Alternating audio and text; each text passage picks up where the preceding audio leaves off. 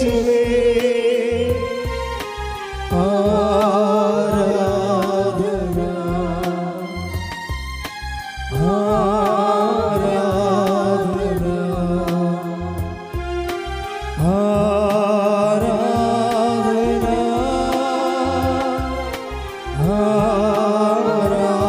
ആരാധന. സ്തുതിക്കാം. ഹല്ലേലൂയ ഹല്ലേലൂയ ഹല്ലേലൂയ. യേശുവേ നന്ദി. ഹല്ലേലൂയ ഹല്ലേലൂയ ഹല്ലേലൂയ ഹല്ലേലൂയ. എന്തൊന്ന് സ്തുതിക്കാം. ഹല്ലേലൂയ ഹല്ലേലൂയ. യേശുവേ നന്ദി. ഹല്ലേലൂയ ഹല്ലേലൂയ. യേശുവേ ആരാധന. ഹല്ലേലൂയ ഹല്ലേലൂയ. ഇതിൽ കൂടി യേശുവേ നമ്മൾ പൂർണ്ണമായിട്ട് താരെ സമർപ്പിച്ച് സ്തുതിക്കാം. ഹല്ലേലൂയ ഹല്ലേലൂയ. മഹത്വം മഹത്വം. ഹല്ലേലൂയ ഹല്ലേലൂയ. മഹത്വം മഹത്വം. ആരാധന ആരാധന. പരിശുദ്ധ പരമദിവ്യകാരുണ്യത്തിന് നേരവും ആരാധനയും സ്തുതിയും പുകഴ്ചയും ഉണ്ടായിരിക്കട്ടെ. പരിശുദ്ധ പരമദിവ്യകാരുണ്യത്തിന് നേരവും ആരാധനയും സ്തുതിയും പുകഴ്ചയും ഉണ്ടായിരിക്കട്ടെ. പരിശുദ്ധ പരമദിവ്യകാരുണ്യത്തിന് നേരവും ആരാധനയും സ്തുതിയും പുകഴ്ചയും ഉണ്ടായിരിക്കട്ടെ. ഏറ്റു പ്രാർത്ഥിക്കുക. കർത്താവായ ദൈവമേ, കർത്താവായ ദൈവമേ, ഈ ആരാധനയിലെ ആദ്യ അവസാനം അഭിഷേകത്തോടെ പങ്കെടുക്കുവാൻ ആത്മാവിന്റെ നിവേശനത്താൽ ഞങ്ങളെ അനുഗ്രഹിക്കണമേ. സ്തുതികൾക്കും പുകഴ്ചയ്ക്കും യോഗ്യനേ യേശുവേ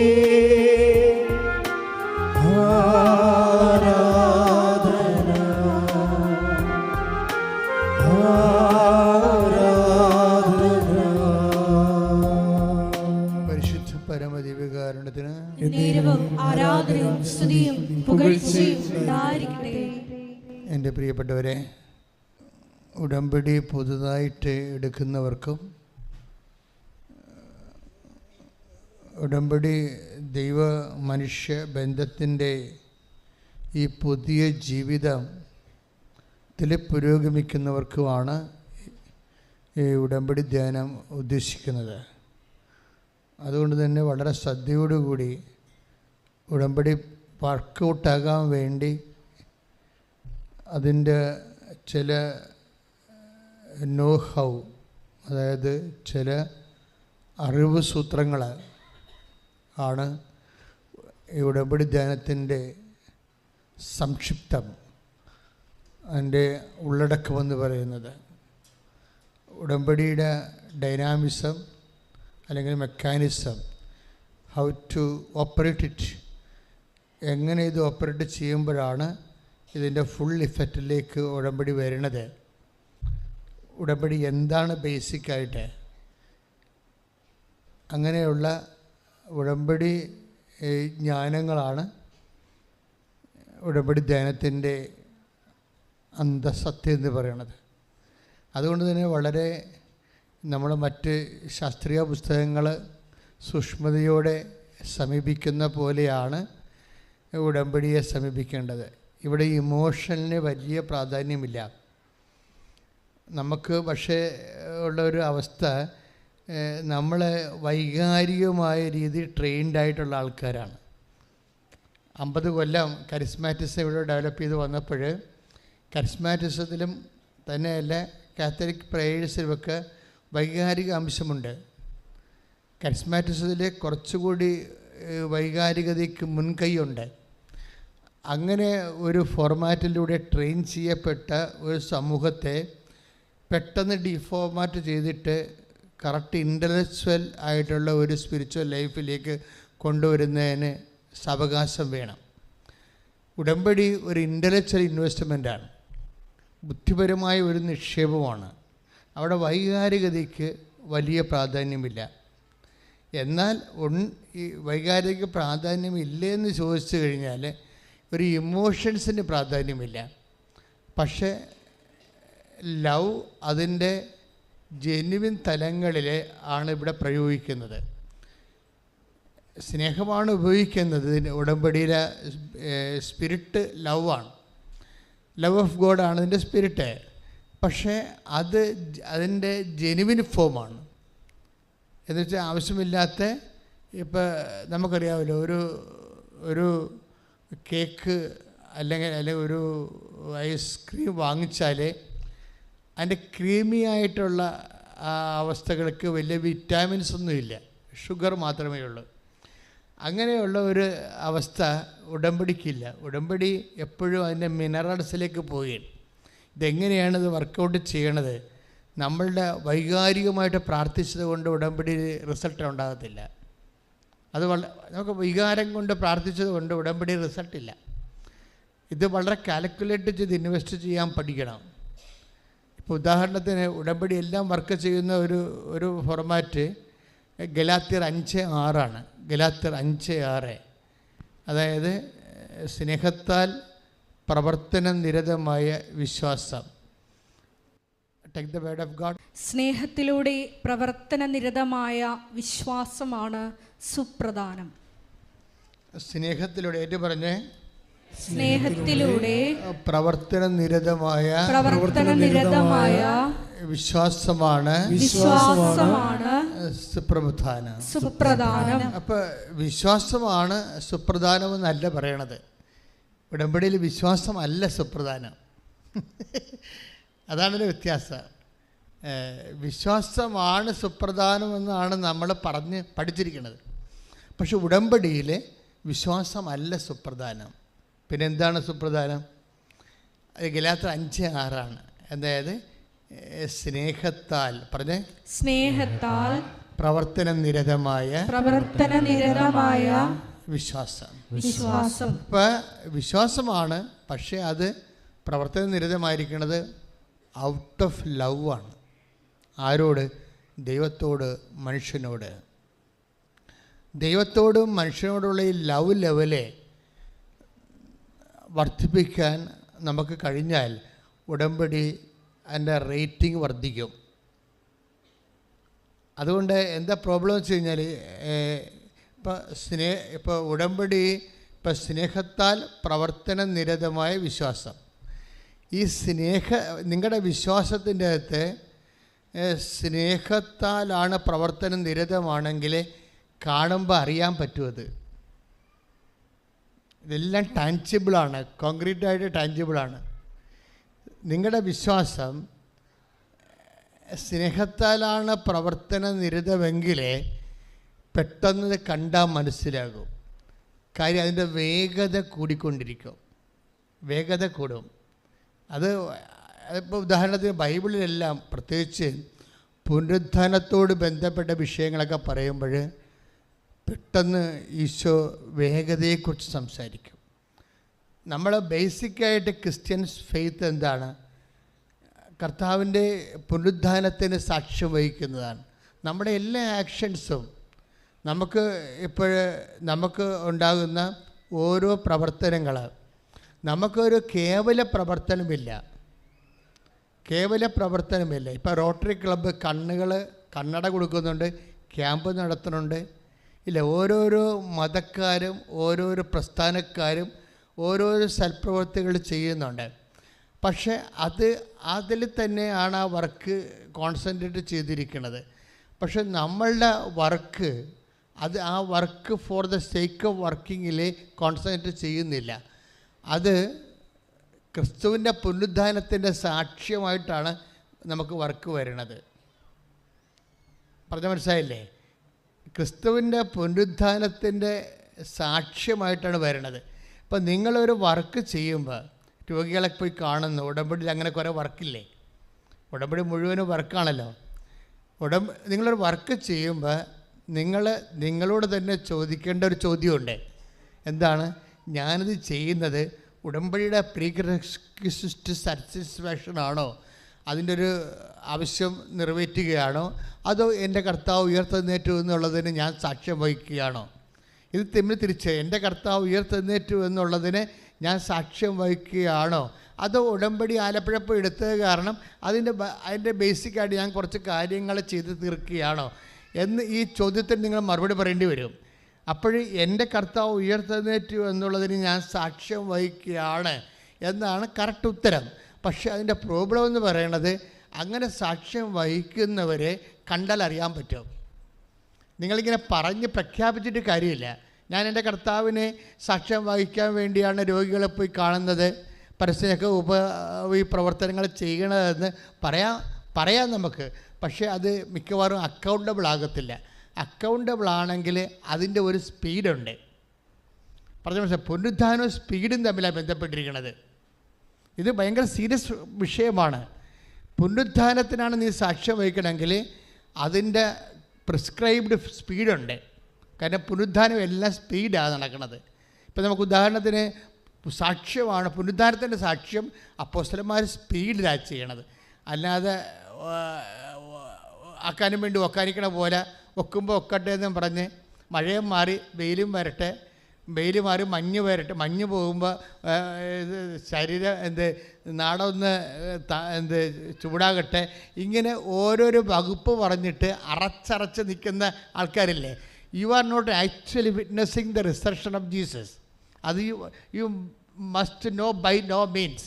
എന്ന് വെച്ച് കഴിഞ്ഞാൽ നിങ്ങളെ അറച്ചറച്ചാണ് ഓരോ ചെയ്യണത്. ഇന്ന് വെയിലല്ലേ, ഇപ്പോൾ ചിലക്കര കുളിക്കാൻ പോയി നിൽക്കത്തില്ലേ, അപ്പോൾ വെള്ളത്തെ തൊട്ട് നോക്കി അതിന് കൈ കുടഞ്ഞ് ചൂടാണോ തണുപ്പാണോ നോക്കിയിട്ട് അങ്ങനെ നോക്കി അറച്ചറച്ച് നിങ്ങൾ ജോലി ചെയ്യുന്നുണ്ടെങ്കിൽ you are not witnessing Jesus. അതായത് ഈ മത്തായി ശ്ലീഹ 28:7 take the word of God. ശ്രുതികട ഹല്ലേലൂയ ഹല്ലേലൂയ ഹല്ലേലൂയ ഹല്ലേലൂയ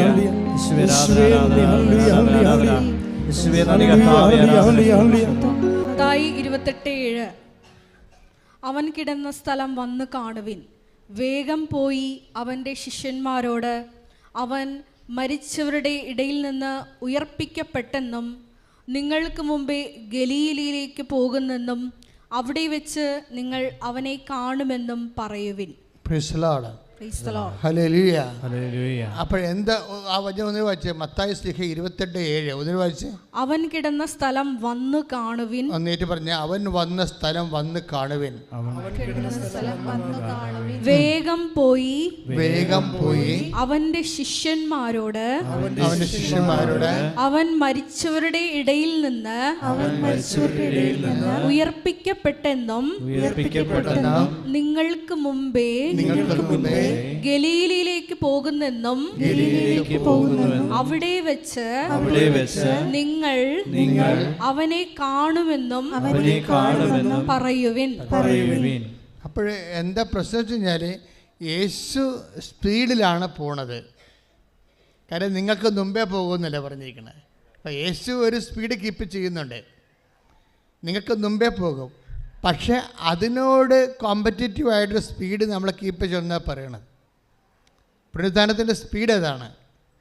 എന്ന് വെച്ചാൽ എന്താ പ്രോബ്ലം വെച്ച് കഴിഞ്ഞാൽ, ഇപ്പം നിങ്ങൾ രോഗികളെ നമ്മൾ കുറേ കാര്യങ്ങൾ ഉടമ്പടി വർക്ക് ചെയ്യണത് അത് എപ്പോഴും വർക്ക് ചെയ്യണത്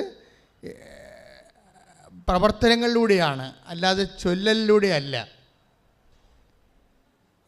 നമുക്ക് ഏറ്റവും വന്നിരിക്കുന്ന ഒരു ഗതികേട് നമ്മുടെ വിശ്വാസം ആക്ടിവേറ്റ് ചെയ്തിരിക്കുന്നതും ഒരു 2000 കൊല്ലങ്ങളായിട്ട് നമ്മൾ പ്രാധാന്യം കൊടുത്തിരിക്കുന്നത് ചൊല്ലുന്നതിലാണ്.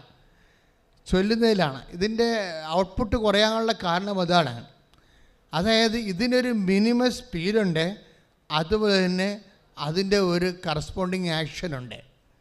Minimum speed and corresponding action ഇതെല്ലാം പുനരുദ്ധാനത്തിനെ ബേസ് ചെയ്ത് വരുന്നതാണ്. മിനിമം സ്പീഡ് യേശു ഒരു സ്പീഡ് കീപ്പ് ചെയ്യുന്നുണ്ട്, കാര്യം നമുക്ക് മുമ്പെയാണ് പോണത്. പക്ഷേ അതിൻ്റെ ഒപ്പം അതുകൊണ്ട് തന്നെയാണ് നമ്മൾ വേഗം ചെല്ലാൻ പറയണത്. അപ്പോൾ നമ്മളെ സംബന്ധിച്ചിടത്തോളം എന്താ അച്ഛൻ ഉദ്ദേശിക്കുന്നത് വെച്ച് കഴിഞ്ഞാൽ, ഇപ്പം നിങ്ങൾ രോഗികളെ ശുശ്രൂഷിക്കാവുന്ന കണ്ടു. ഇപ്പോൾ ചില ചേച്ചിമാരുണ്ടല്ലോ, ഇപ്പോൾ ഒരു ചേച്ചിയുടെ സാക്ഷ്യം കഴിഞ്ഞ ദിവസം ഉണ്ടായിരുന്നു. അവർക്ക് അവരുടെ ഭർത്താവ് മരിച്ചുപോയി. അപ്പോൾ ഒരു മകള് പഠിച്ചുകൊണ്ടിരിക്കുകയാണ്. അപ്പോൾ അവർക്ക് എന്താ സംഭവിച്ചത്, അവർക്ക് വരുമാനമില്ല. അങ്ങനെ ഉടമ്പടി എടുത്തപ്പോൾ അവർക്കൊരു വരുമാനം കിട്ടി. എന്താ വരുമാനം കിട്ടിയ വെച്ചാൽ ഒരു ഫ്ലാറ്റിൽ അത് ക്ലീൻ ചെയ്യാനുള്ള, ഒരു മുറി ക്ലീൻ ചെയ്യാനുള്ള വരുമാനം കിട്ടി. പക്ഷേ എന്നാ ചെയ്തിരിക്കണവർ, അവരിപ്പോൾ 11 ഫ്ലാറ്റാണ് വർക്ക് ചെയ്യണത്. 2 മണിക്കൂർ 1 മണിക്കൂർ വെച്ച് 11 ഫ്ലാറ്റ് രാവിലെ മുതൽ 6 തൊട്ട് വൈകുന്നേരം 6 മണി വരെ 11 ഫ്ലാറ്റ് ക്ലീൻ ചെയ്യും. 11 ഫ്ലാറ്റ് മുറികൾ ക്ലീൻ ചെയ്യുമ്പോൾ 1 മണിക്കൂറിന് ഇത്ര രൂപയെന്നുണ്ട്. അത് വെച്ച് കഴിഞ്ഞാൽ എൻ്റെ അർത്ഥം അവിടെ കടങ്ങളെല്ലാം പരിഹരിച്ചു. ദാറ്റ് മീൻസ് അവർക്കുള്ള ലിമിറ്റഡ് ടൈം കൊണ്ടാണ് അവർ സ്പീഡപ്പ് ചെയ്തിട്ട് 11 ഫ്ലാറ്റിലെ 12 മണിക്കൂർ കൊണ്ട് ഓടി മാറ്റുകയും അല്ലേ? Price the Lord, hallelujah. അപ്പോൾ ഈ സ്പീഡാണ് നമ്മൾ ഭൗതിക ജീവിതത്തിൽ കാണിക്കണ ഇതേ സ്പീഡ് തന്നെ പുനരുദ്ധാനത്തിലേക്ക് വരണം. ക്രിസ്തുവിന് തോന്നണം നമ്മൾ ഈശോയുടെ പുനരുദ്ധാനത്തിൻ്റെ സാക്ഷികളാണെന്ന്. വേറെ ഒരു പ്രശ്നമില്ല. വെദർ നിങ്ങൾ ക്രിസ്ത്യനാണോ, CSI ആണോ, മർത്തോമയാണോ, നോൺ ക്രിസ്ത്യൻ ആണോ, ഇതൊന്നും ക്രിസ്തുവിന് പ്രശ്നമല്ല. ക്രിസ്തുവിന് അറിയേണ്ടത് നിങ്ങൾ പുനരുദ്ധാനത്തിന് സാക്ഷ്യം വഹിക്കുന്നുണ്ടോ എന്നാണ്. അതാണ് വിഷയം. പുനരുദ്ധാനത്തിന് സാക്ഷ്യം വഹിക്കുന്നുണ്ടോ ജീവിതം കൊണ്ട്? അങ്ങനെയാണെങ്കിൽ യു വിൽ ഗെറ്റ് ആ സ്പീഡ് ഉണ്ടാവും. അല്ലെങ്കിൽ 5 പത്രം ഇന്ന് കൊടുത്ത് ഞാൻ എന്തുകൊണ്ടാണ് ഈ കൃപാസനം പത്രം ഇത്രയേറെ കത്തി ലോകം മുഴുവൻ പടർന്നത് എന്തുകൊണ്ടാണ്? ഇന്നലെയൊക്കെ പോയിരിക്കണ 80,000 പത്രമാണ്. നിങ്ങളൊന്ന് ചോദിക്കുക, എവിടെയല്ലേ കേരളത്തിൽ എവിടെ പോയി നോക്കിയാൽ ഒരാൾ പത്രം കൊണ്ട് നിൽക്കണ കാണാം. എന്തുകൊണ്ടാണ്? എൻ്റെ മനസ്സിൽ ഞാൻ പട്ടം മേടിച്ചപ്പോൾ എൻ്റെ മനസ്സിൽ ഒരു ചിന്ത മാത്രമേ ഉണ്ടായിരുന്നുള്ളേ, കർത്താവിനെ അടുത്തിരുത്തിക്കൊണ്ടല്ലേ ഞാൻ പറയണത്. എനിക്കൊരു ചിന്ത മാത്രമേ ഉണ്ടായിരുന്നുള്ളൂ, കർത്താവിനെ അറിയാത്തവരെ അറിയിക്കണമെന്ന്, അറിഞ്ഞവരെ ആഴപ്പെടുത്തണം. അതുകൊണ്ട് തന്നെ ഞാൻ മിഷൻ ഉടുപ്പ് സ്വന്തമായിട്ട് എടുത്തിട്ടതാണത്. അല്ല, ഇത് ആരും എനിക്ക് തന്നതല്ല. ഞാനൊരു പാരിഷ് പ്രീസ്റ്റാണ്. ഞാൻ വെള്ള ഉടുപ്പൊക്കെ തന്നെ ആദ്യകാലങ്ങളിൽ ഉപയോഗിച്ചത്. എനിക്ക് മിഷൻ കിട്ടിക്കഴിഞ്ഞപ്പോഴാണ് ഞാൻ ഉടുപ്പ് ചേഞ്ച് ചെയ്തത്. എന്ന് വെച്ചാൽ ഈ പ്രൈവറ്റായിട്ട് നമുക്ക് ബോധ്യങ്ങളുണ്ടാകണം. അതായത് നമ്മൾ ഒരു പട്ടം മേടിച്ചാൽ സ്വാഭാവികമായിട്ട് ഇടവക വികാരിക്ക് ആവശ്യത്തിനേറെ ജോലിയുണ്ട്. അതിൻ്റെ ഇടയ്ക്കാണ് ഞാൻ എക്സ്ട്രാ ജോലി മേടിച്ചത്. എക്സ്ട്രാ ഈ ആൾക്കാരെ കാണാനും അവരുടെ സങ്കടങ്ങൾ കേൾക്കാനും അതിന് പ്രതിവിധി കാണാനും, പ്രതിവിധി കണ്ടില്ലേ കാണുന്നവരെ കർത്താവിൻ്റെ മുമ്പിൽ കണ്ണുനീരോടെ നിൽക്കാനും. അങ്ങനെ പഠിച്ചു വന്നപ്പോഴാണ് കർത്താവ് എക്സ്ട്രാ ഗ്രേസ് തന്നത്. എൻ്റെ മക്കളെ ഓർക്കുക, നമുക്ക് ഒരു വിഷയം ഉണ്ടായാൽ അതിൻ്റെ അർത്ഥം യു നീഡ് എക്സ്ട്രാ ഗ്രേസ് എന്നതിൻ്റെ അർത്ഥം. അല്ല, വേറെ ഒരു അർത്ഥവുമില്ല.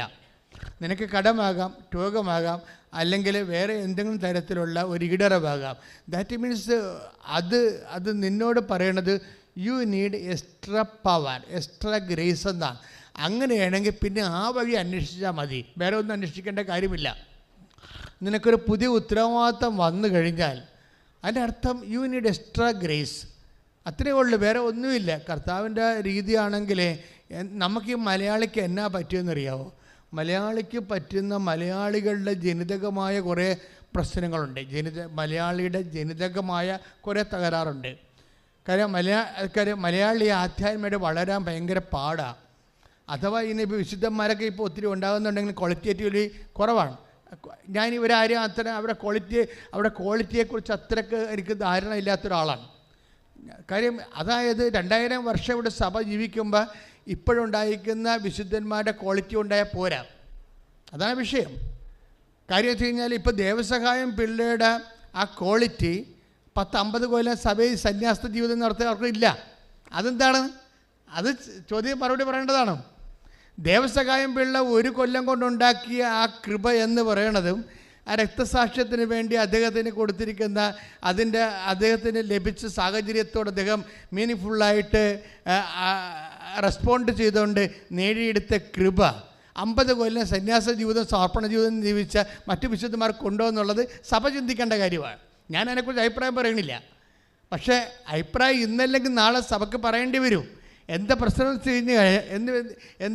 വെച്ച് കഴിഞ്ഞാൽ നമുക്ക് തരുന്ന സാഹചര്യത്തോടെ നമ്മൾ എങ്ങനെയാണ് റെസ്പോണ്ട് ചെയ്യണത്. ഇപ്പം നിങ്ങളുടെ മക്കളുടെ IELTS അല്ലെങ്കിൽ നിങ്ങളുടെ IELTS വസ്തുവിക്കാത്ത കാര്യവും ജപ്തി പുരയിടത്തിൻ്റെ കാര്യവും ഒക്കെയാണ് എന്നോട് പറയണത്. പക്ഷേ അതിനെല്ലാം സമാധാനം ഈ ആൾക്കാരെ ഉണ്ടാവും. കാര്യം നമ്മുടെ ആൾക്കാരുടെ ചരിത്രം അതാണ്. 10,000-കണക്കിന് മനുഷ്യരെ കണ്ണുനീരിട്ടിട്ട് എല്ലാവരും തന്നെ സാക്ഷ്യം പറഞ്ഞ ഒരു ആൾക്കാരെയാണത്. അപ്പം മാതാവ് ജീവനോടെ പ്രത്യക്ഷപ്പെട്ട ഇതല്ല പ്രശ്നം. ഇവിടുത്തെ പ്രശ്നമെന്ന് പറയണത് നിങ്ങൾക്ക് ദൈവം ഒരു കൃപ ആർജിക്കാൻ പറ്റുന്ന രീതിയിലുള്ള സാഹചര്യത്തിലേക്ക് കർത്താവ് നിങ്ങളെ കൊണ്ട് നിർത്തിയിരിക്കുന്നു. അതിൻ്റെ ഉദ്ദേശം ഇപ്പോഴത്തെ ഭൗതികമായ ആനുകൂല്യം നേടിയെടുക്കുന്ന മിനിമം പ്രോഗ്രാമാണെന്ന് എൻ്റെ മക്കൾ ധരിച്ചു പോയാൽ നിങ്ങൾ തോറ്റെന്ന് ഞാൻ പറയും. എന്താ പ്രശ്നം വെച്ചാൽ ദൈവം ഉദ്ദേശിക്കുന്നത് അതല്ല. ദൈവം ഉദ്ദേശിക്കുന്നത് ഈ ഒരു മോശമായ സാഹചര്യത്തിൽ നിന്നുകൊണ്ട് തന്നെ ഈ സാഹചര്യത്തിനോട് സുവിശേഷ വിഹിതമായി പോസിറ്റീവ് റെസ്പോണ്ടിങ് നടത്തിയിട്ട് അതിലൂടെ ആർജിക്കുന്ന ഒരു കൃപയെക്കുറിച്ചാണ് ദൈവം നിങ്ങളെക്കുറിച്ച് സ്വപ്നം കാണുന്നത്.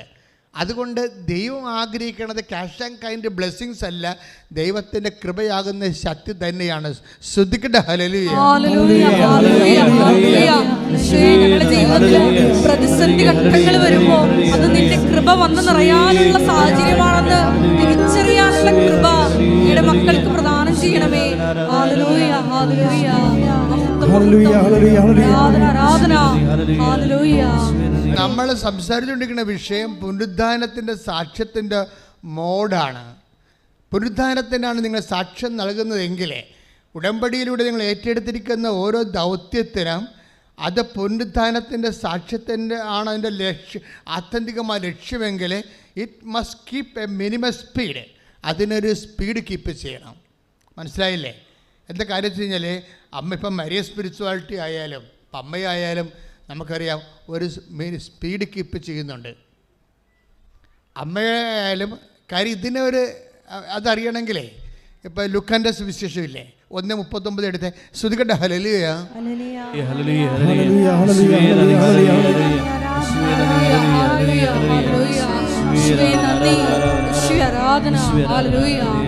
ലൂക്ക 1:39. ആ ദിവസങ്ങളിൽ ആ ദിവസങ്ങളിൽ മറിയം യൂദയായിലെ മലമ്പ്രദേശത്തുള്ള ഒരു പട്ടണത്തിലേക്ക് തിടുക്കത്തിൽ യാത്ര പുറപ്പെട്ടു. യാത്ര പുറപ്പെട്ടെന്ന് എഴുതിയാൽ മതി, ആ സെന്റൻസ് ഓക്കെയാണ്. യാത്ര പുറപ്പെട്ടെന്ന് എഴുതിയാൽ ആ സെന്റൻസ് ഓക്കെയാണ്.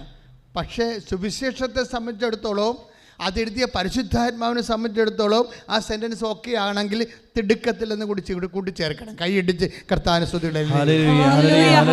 പരിശുദ്ധ പരമ ദിവ്യകാരുണ്യത്തിന്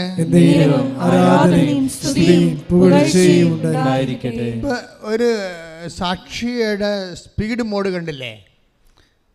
ഇതാണ് പ്രശ്നം. എന്ന് വെച്ച് കഴിഞ്ഞാൽ ഇപ്പം നിങ്ങളെ ഇതിന് ഇപ്പം മരിയ സ്പിരിച്വാലിറ്റിയാണ് നിങ്ങളെ പ്രയോഗിക്കണമെങ്കിലും അതിനും തിടുക്കമുണ്ട്, മിനിമം സ്പീഡുണ്ട്, മരിയ സ്പീഡുണ്ട്. ആ സെൻറ്റൻസ് പൂർത്തിയാകണത് മറിയം തിടുക്കത്തിൽ യാത്ര പുറപ്പെട്ടെന്നാണ്. ഇത് തന്നെയാണ് പുനരുദ്ധാനത്തിൻ്റെ വക. ഇപ്പം നമ്മൾ ലൂക്ക 1:39 സെൻറ്റ് മാത്യു 28:7 അടുപ്പിച്ച് വെച്ച് വായിച്ചാൽ മനസ്സിലാകും. പുനരുദ്ധാനത്തിൽ ക്രിസ്തുവിന് ദൈവത്തിന് വേണ്ടിയാണ് നിങ്ങൾ യാത്ര ചെയ്യണം, ജോലി ചെയ്യണം എന്നുണ്ടെങ്കിൽ അതിൻ്റെ മുഖമുദ്ര എന്ന് പറയുന്നത് സ്പീഡാണ്. മനസ്സിലായില്ലേ? സ്പീഡാണ് എന്ന് വെച്ചാൽ നിങ്ങളുടെ ഉടമ്പടി വിഷയത്തിൻ്റെ സ്പീഡ് ഇപ്പം നിങ്ങൾ തന്നെയാണ് നിശ്ചയിക്കണത്. എന്ന് വെച്ച് കഴിഞ്ഞാൽ നിങ്ങൾ ബേസിക്കായിട്ട് സ്ലോയാണ്. ഇപ്പം 15 പത്രം മേടിച്ചാൽ 30 ദിവസം കൊണ്ട് കൊടുത്തു തീർക്കുന്ന ആൾക്കാരില്ലേ? അത് 15 പത്രം മേടിച്ചാൽ ഒരു ദിവസം ഒരെണ്ണം കൊടുത്ത് ഇൻസ്റ്റാൾമെൻറ്റുകാരൻ വീട്ടിൽ വരുമ്പോൾ അപ്പോൾ പിന്നെ മുടക്കില്ലല്ല, ഇൻസ്റ്റാൾമെൻറ്റുകാരൻ ഒരെണ്ണം കൊടുത്താൽ മതിയില്ല. അത് കൊടുത്തൊരെണ്ണം അവസാനിപ്പിച്ചു. പിന്നെ 5 എണ്ണം കൊണ്ട് പള്ളിയിൽ പോകും. എന്നിട്ട് എവിടെ കൊടുക്കണം, ആർക്ക് കൊടുക്കണം എല്ലാവരും നോക്കി ചമ്മലില്ലാതെ ചളിപ്പില്ലാതെ ഇങ്ങോട്ട് വഴക്ക് കേൾക്കാതെ നിങ്ങളൊരു കാര്യം എപ്പോഴും ക്രിസ്തു എപ്പോഴും പറയുന്നൊരു വിഷയം എപ്പോഴും ക്രിസ്തു കമ്പാരിറ്റീവായിട്ടാണ് പറയണത്. എപ്പോഴും ക്രിസ്തുവിൻ്റെ വർത്തമാനത്തിൽ എപ്പോഴും കമ്പാരിസനുണ്ട്. നിങ്ങൾക്ക് മുമ്പേ എന്നാണ് പറയണത് അല്ലേ? നിങ്ങൾക്ക് മുമ്പേ. പക്ഷേ ആരെക്കുറിച്ചാണ് പറയണത്? വേശ്യകളും ചുങ്കക്കാരും എന്ന്. ഇതല്ലേ ഇതെന്ന് വെച്ചാൽ ഭയങ്കര ഈ വെടിമരുന്നാണ് വെച്ചിരിക്കണം അതിൻ്റെ അകത്ത്. എന്ന് വെച്ചാൽ നിങ്ങളെ കമ്പയർ ചെയ്തിട്ട് നിങ്ങളെക്കാൾ മോശം ആധ്യാത്മിക നിലവാരമുള്ള ആൾക്കാരുമായിട്ട് കമ്പയർ ചെയ്തിട്ട് പറയും ഇവർ നിങ്ങളെക്കാൾ മുമ്പ് വരുമെന്ന് പറയും. ഇത് ഇവർ നിങ്ങളെക്കാൾ മുമ്പ് വരുമെന്ന് പറയും.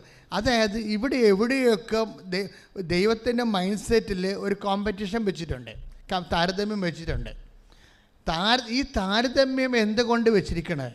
അത് നമ്മളെ സംബന്ധിച്ചിടത്തോളം ഒരു റിസ്ക്കാണ്. കാര്യം ഇന്നല്ലെങ്കിൽ നാളെ നമ്മളെ താരതമ്യപ്പെടുത്താൻ വേണ്ടി നമ്മൾ ആരുടെയെങ്കിലും മുമ്പിൽ നമ്മൾ നിർത്തപ്പെടുന്ന ഉറപ്പാണ്. Take the word of God നിങ്ങൾക്ക് മുമ്പേ ശ്രുതിക്കട്ടെ. ഹല്ലേലൂയ. മത്തായി 21:31 മത്തായി 21:31. മത്തായി 21:31. യേശു പറഞ്ഞു, യേശു പറഞ്ഞു, സത്യമായി ഞാൻ നിങ്ങളോട് പറയുന്നു, ചുങ്കക്കാരും വേശ്യകളുമായിരിക്കും നിങ്ങൾക്ക് മുമ്പേ സ്വർഗരാജ്യത്തിൽ പ്രവേശിക്കുക. അപ്പൊ ഈ താരതമ്യം ദൈവത്തിന്റെ മൈൻഡ് സെറ്റിന്റെ ഭാഗമാണ്. ഇന്നല്ലെങ്കിൽ നാളെ നിങ്ങളുടെ വർക്ക് നിങ്ങളുടെ അയൽവാസികളുടെ വർക്കുമായിട്ട് താരതമ്യപ്പെട്ടിരിക്കും. അത് ഉറപ്പല്ലേ? ദൈവത്തെ അറിയാത്ത നിങ്ങളെ എഴുതിത്തള്ളിയ ആൾക്കാരുമായിട്ട് നാളെ നിങ്ങൾ കമ്പയർ ചെയ്യും ദൈവം. അത് നമുക്ക് വരാൻ പോകുന്ന അപകടമാണ്. നമ്മൾ ഈ അപകടത്തെ അതിജീവിക്കാൻ തയ്യാറായിരിക്കണം ഇപ്പം തന്നെ. കാര്യം ദൈവത്തിൻ്റെ മൈൻഡ് സെറ്റിലുള്ള സംഭവമാണ് കമ്പാരിസൺ എന്ന് പറയുന്നത്. ദൈവം കമ്പയർ ചെയ്യും, നമ്മളോട് കമ്പയർ ചെയ്യാൻ അനുവാദമില്ല. ഫിലിപ്പിയർ 4:2-3 വായിച്ചാൽ നമുക്ക് മനസ്സിലാകും. നമ്മൾ കമ്പയർ ചെയ്യേണ്ട കാര്യമില്ല. നമ്മൾ കമ്പയർ ചെയ്യണത് ലോകാരൂപി വെച്ചായിരിക്കും. ദൈവം കമ്പയർ ചെയ്യണത് ദൈവാരൂപി വെച്ചാണ്. അതാണ് കമ്പാരിസൻ്റെ വ്യത്യാസം. അതാണ് ഫിലിപ്പിയർ 2:3 വായിച്ച് ശ്രുതികട ഹല്ലേലൂയ. മാത്സര്യമോ വ്യർത്ഥാഭിമാനമോ മൂലം നിങ്ങൾ ഒന്നും ചെയ്യരുത്, മറിച്ച് ഓരോരുത്തരും താഴ്മയോടെ മറ്റുള്ളവരെ തങ്ങളെക്കാൾ ശ്രേഷ്ഠരായി കരുതണം. അടുത്തത്, ഓരോരുത്തരും സ്വന്തം താല്പര്യം മാത്രം നോക്കിയാൽ പോരാ, മറിച്ച് മറ്റുള്ളവരുടെ താല്പര്യവും പരിഗണിക്കണം. പരസ്പരം കമ്പയർ ചെയ്യുന്നവർ വിഡ്ഢികളാണെന്നുണ്ട്. 2 കൊരിന്തോസ് 10:12 ആത്മപ്രശംസ നടത്തുന്നവരുടെ ഗണത്തിൽപ്പെടാനോ, പറഞ്ഞ ആത്മപ്രശംസ നടത്തുന്നവരുടെ ഗണത്തിൽപ്പെടാനോ ഞങ്ങളെ അവരോട് താരതമ്യം ചെയ്യാനോ ഞങ്ങൾ തുനിയുന്നില്ല. പരസ്പരം അളക്കാനും തുലനം ചെയ്യാനും സാഹസപ്പെടുന്ന വിഡ്ഢികളാണ് അവർ. മനുഷ്യന്മാരുടെ കൂട്ടത്തിൽ പരസ്പരം അളക്കുന്ന രീതിയുണ്ട്. പക്ഷെ അതിൻ്റെ മാനദണ്ഡം വേൾഡ് സ്പിരിറ്റാണ്. ദൈവം നമ്മൾ അളക്കും, അതിൻ്റെ മാനദണ്ഡം ദൈവിക അരൂപിയാണ്. വ്യത്യാസം അതാണ്. ദൈവം നമ്മൾ അളക്കും. നമ്മൾ അളക്കുന്നത് ആരുമായിട്ടാണ്? നമ്മളെക്കാൾ നമ്മൾ ഡീപ്രമോട്ട് ചെയ്ത ആൾക്കാരുമായിട്ടാണ് നമ്മൾ അളക്കുന്നത്. അത് ഇന്നല്ലെങ്കിൽ നാളെ ആ അളവ് സംഭവിക്കും. നിങ്ങൾ ആധ്യാത്മികമായിട്ട് വളരാൻ ഉദ്ദേശിക്കുന്നുണ്ടെങ്കിൽ ഈ ഒരു കോമ്പറ്റീഷനിൽ പങ്കെടുത്തേ പറ്റത്തുള്ളൂ. കാര്യം നമ്മളെ സംബന്ധിച്ചിടത്തോളം നമ്മോട് തന്നെ കോമ്പറ്റ് ചെയ്തുകൊണ്ടാണ്. കാര്യം ഇന്നലെ നിൻ്റെ പോയിൻറ്റ്സ് പോരെ, ഇന്ന് നിനക്ക് ടൈമാണൊരു പ്രോബ്ലം. ഇന്നലെ നിനക്ക് 10 പോയിൻ്റ് ഗ്രേസ് ഉണ്ടെങ്കിൽ ഇന്ന് 11 പോയിൻ്റ് ഗ്രേസ് വേണം. അല്ലെങ്കിൽ വളർന്നില്ലെങ്കിൽ വിശുദ്ധ ജീവിതത്തിൽ ഉണ്ടാകുന്ന പ്രശ്നം വളരാതെ നിന്നാൽ തളർച്ചയുണ്ടാകുന്നു. വളർന്നില്ലെങ്കിൽ പിന്നെ തളർച്ച ഉണ്ടാകത്തുള്ളൂ. അതാണ് എൻ്റെ കൗണ്ടിങ്. അതാണ്. അപ്പം അതുകൊണ്ട് ഒന്ന് പ്രാർത്ഥിക്കുക. കർത്താവായ ദൈവമേ, ഓരോ ദിവസവും നൽകപ്പെടുന്ന സാഹചര്യങ്ങളോട് കർത്താവിന്റെ പുനരുദ്ധാനത്തിൽ അടിസ്ഥാനപ്പെടുത്തിക്കൊണ്ട് മുന്നേറുവാൻ സാക്ഷ്യം വഹിച്ച് മുന്നേറുവാൻ കൃപയാർജിക്കുവാൻ ഞങ്ങളെ അഭിഷേകം ചെയ്യണമേ. നിൻ കൃപ മതി എനിക്ക് ഈ വരുയാത്രയതിൽ,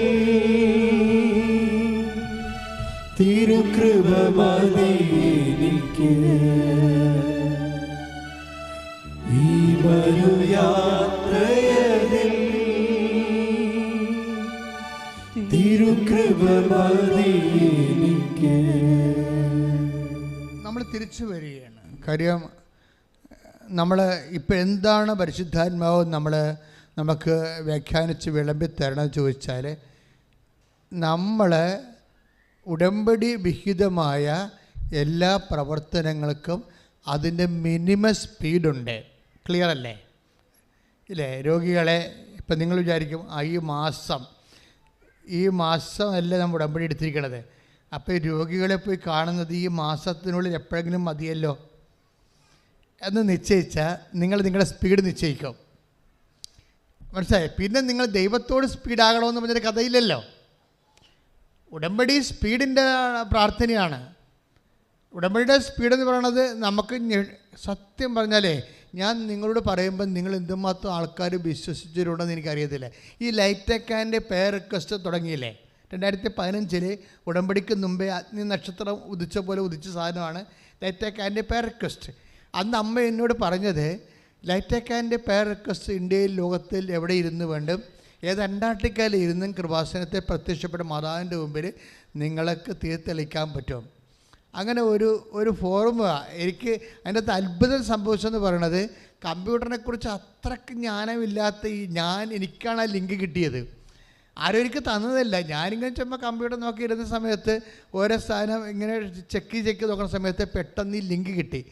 ലിങ്ക് കിട്ടിയ ഉടനെ പരിശുദ്ധാത്മാവ് എനിക്കൊരു പെട്ടെന്ന് എന്നെ ഫയർ ചെയ്ത് എന്നുവെച്ചാൽ പറഞ്ഞ്, ഈ ലിങ്ക് വെച്ചുകൊണ്ട് വേണമെങ്കിൽ മാതാവിൻ്റെ മുമ്പിൽ തിരികെത്തിക്കാൻ പറ്റും. അപ്പോൾ വേറെ ഒരു ലിങ്കായിരിക്കും കിട്ടിയത്.